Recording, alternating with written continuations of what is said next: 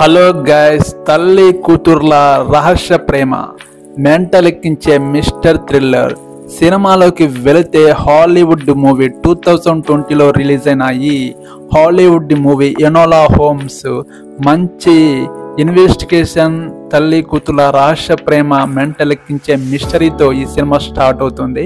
ఈ సినిమా స్టోరీలోకి వెళితే ఎనోలా అనే హీరోయిన్ తన తల్లి మిస్ అవ్వడం జరుగుతుంది.